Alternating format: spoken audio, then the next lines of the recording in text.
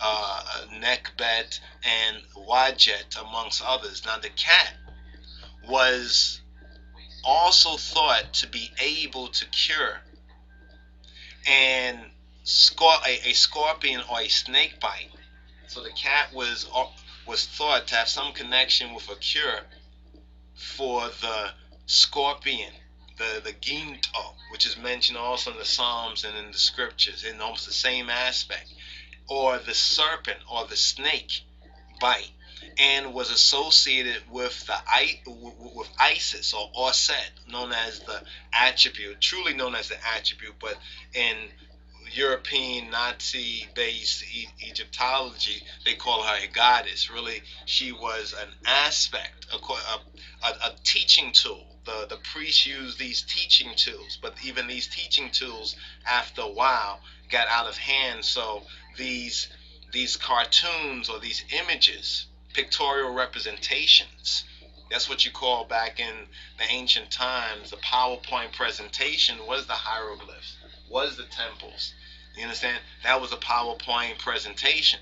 But when people started to lose the epignosis, the full knowledge, then these representations became denominationalism and took on a life of its own, in a similar way to what happened with Christianity after it was named Christianity and it went among the Gentiles. It became that denominationalism and broke down until nowadays when people say they're Christian, somebody got to ask you, well, what kind of Christian or what denomination, to know whether they favor you or don't favor you. So there's those divisions even in Christianity. Even though it began from a unitary basis, it was infected and now has become divided, fractionalized, frictionalized, and ultimately conquered by Satan and global white supremacy.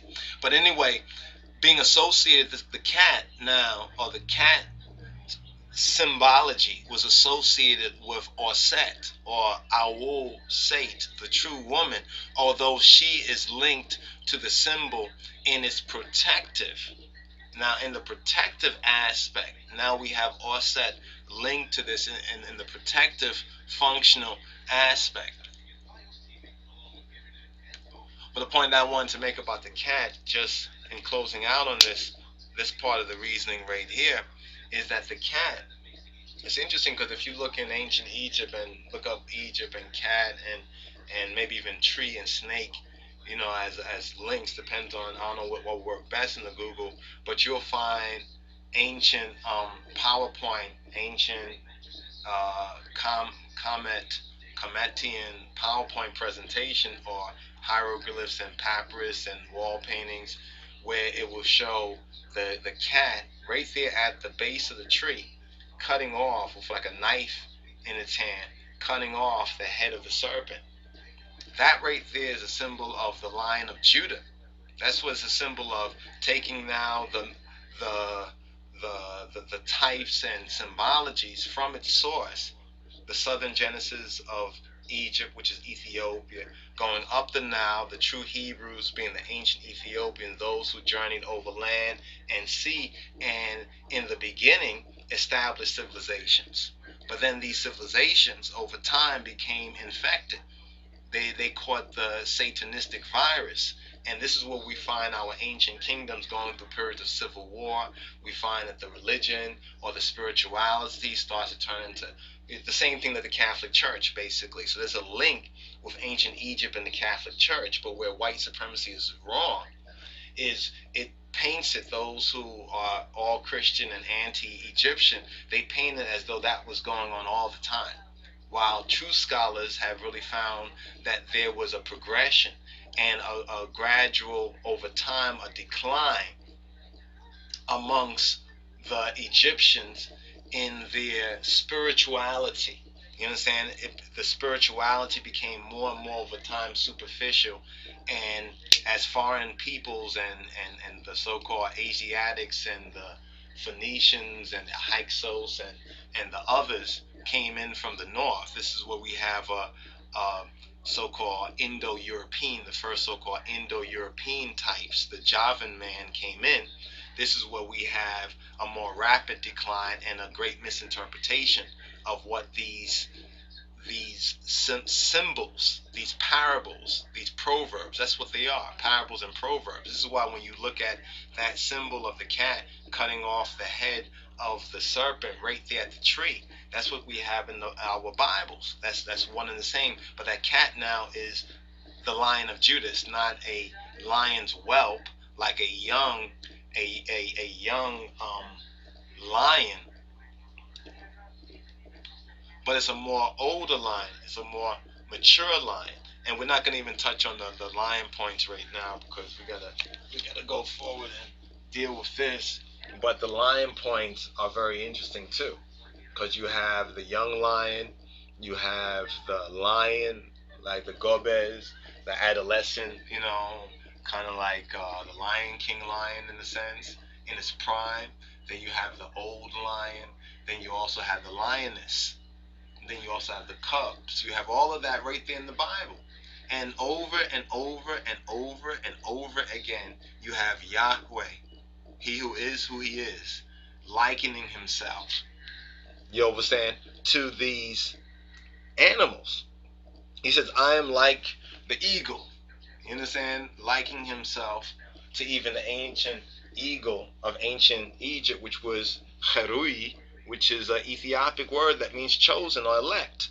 That word in Ethiopic, Horus, what you call Horus or Heru in the Metuneta, actually is Cherui in Ethiopic. So Cherui, which means in Ethiopic, or Qidus, it means chosen or elect, is that very same as the birds when it speaks about the bird people in the scriptures, the bird people. So when you go into ancient Egyptology in the early days, or the earliest period, there was a whole group of Horuses. There wasn't just one Horuses, but there was a time when the so-called Horuses, or the bird people, ruled. You understand? You had the serpent people come along. You had the lion people. You understand? Now we have the dragon, because that serpent is getting bigger and bigger and bigger and bigger and bigger. This is where we have the Leviathan come in later on. So you really have the very same types and images. So if you just what they call it, prejudice? Is it prejudice? When you judge something, it's prejudice, but it's summarily, almost like the summarily judging Egypt to be idolatrous because they have images, and because some of the images are a little strange to a Western European, that which they had these like these little stick figures and stuff like that, not these really detailed images and everything. They may be strange to a Western mind, but they have a very practical meaning biblically and scripturally. But the key is His Imperial Majesty. This is why we are speaking on these subjects. That's the key. The Lion of Judah, that's that cat.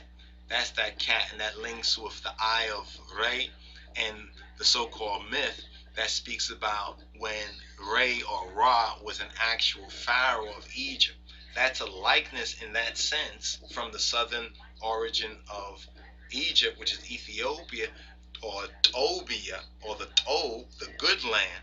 That's a likeness of what happened to His Imperial Majesty. The people being likened to the careless Ethiopians. The Eye of Ra, the Derg, this other government, and Mengistu Haile, power of the government, power of Mary. Under the government power of Mary, the fields became awash with blood. The blood is the Red Terror, or the Teza period, the devastation. Now we're at that time, you understand, where Ethiopia is drunk, you see, which is that Ephraim prophecy in Hosea. And in Hosea also, Yahweh says He will be like a lion to Ephraim. He'll be like a lion to His people. So once again, invoking that ancient symbology, which we know through the revelation of His Imperial Majesty in Christ, is the Lion of the tribe of Judah. So we have a full cipher right there. You understand? Nothing taken away that needs to be there, nothing added that doesn't need to be added, but everything comes into a perfect balance. So I'll end off on this right here and get that.